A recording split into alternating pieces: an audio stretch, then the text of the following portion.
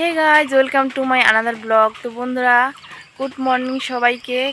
কাল রাত থেকে কিন্তু খুবই বৃষ্টি পড়তেছে, ঘর থেকে বেরোনো যাচ্ছে না। আর আমাদের কাঁঠাল গাছের ডাল কিন্তু ভেঙে পড়ে গেছে, প্রচণ্ড ভারী হয়ে গেছে। তার জন্য দেখতেই পাচ্ছ এই ডালটাকে কিন্তু সরিয়ে দিতে লাগবে। মানুষের বাগানে আমাদের গাছের ডালটা পড়ে গেছে, কি করা যায়? তোমাদের দাদাভাই তো বাড়িতে নেই, তার জন্য আজকেও আমি ব্লগটা তোমাদের শুরু করলাম। তো আমাদের এই ছোটো ছোটো ব্লগগুলো তোমাদের কেমন লাগে অবশ্যই কিন্তু কমেন্ট করে জানাবেন।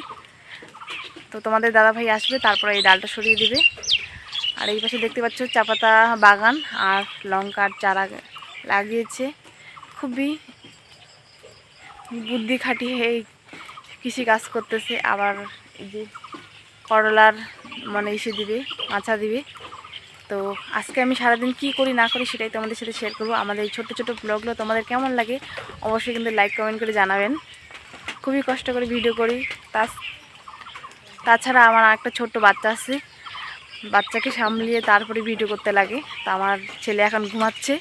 তো চলো আমি কি করি না করি সেটাই তোমাদের সাথে শেয়ার করব। তো বন্ধুরা, আমার ছেলে কিন্তু ঘুম থেকে উঠে পড়েছে আর ওর বাবাকে খুঁজতেছে। এই যে দেখো, গুড মর্নিং বলো বাবা।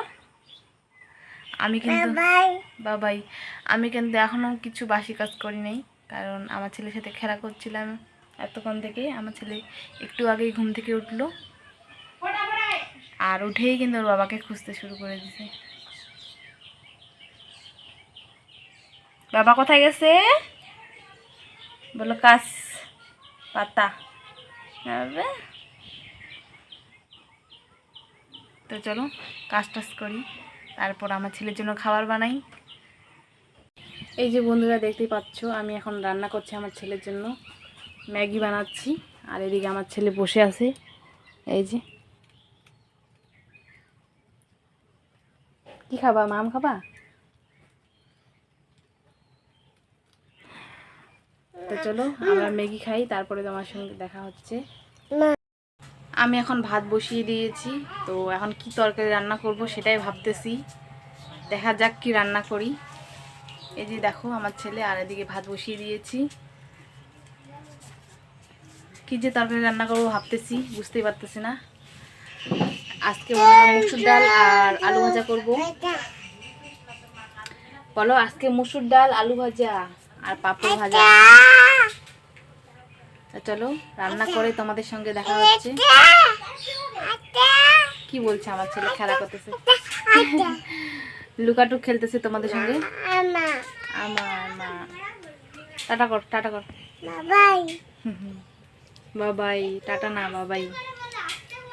টাপা দাও তো আমাকে। অনেক যুদ্ধ করার পর আমার কিন্তু রান্না বান্না কমপ্লিট করলাম, কারণ তোমাদেরকে তো বলেছি আমার খড়ি নেই। তো চলো কি রান্না করলাম আমাদেরকে তখন বললাম ডাল আলু ভাজা করব, সেগুলাই করেছি। এই যে দেখতে পাচ্ছ, আমি কিন্তু ভাতও বেড়ে নিয়েছি, ঠান্ডা করতে দিছি খাওয়ার জন্য। ডাল আলু ভাজা আর পাঁপড় ভাজা করছি। এই যে এখানে পাঁপড় ভাজা কেড়ে বেগে রেখে দিছি। আর আমার খড়ি নাই, কাঁচা কাঁচা খড়িগুলো, তার জন্য এখানে আমি শুকাতে দিয়ে দিছি উনানের উপর। রাত্রে এগুলা দিয়ে রান্না করব। আর আমার ছেলে জলের মধ্যে খেলা করতেছে, তোমরা দেখো। এই যে দেখো খেলা করতেছে, একবার পিছলে কিন্তু পড়ে গেল, তাও ঋষি হচ্ছে না। আর জল নাতে খুব ভালোবাসে। এই যে দেখো, এই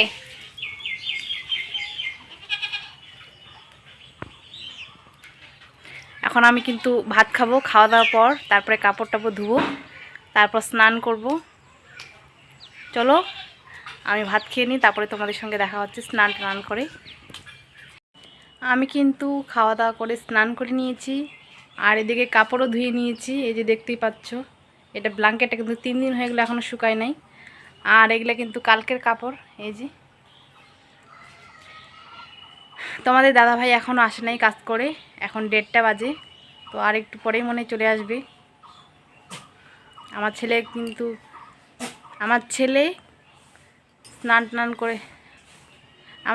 স্নান টান করে ঘুম পাড়িয়ে দিয়েছি।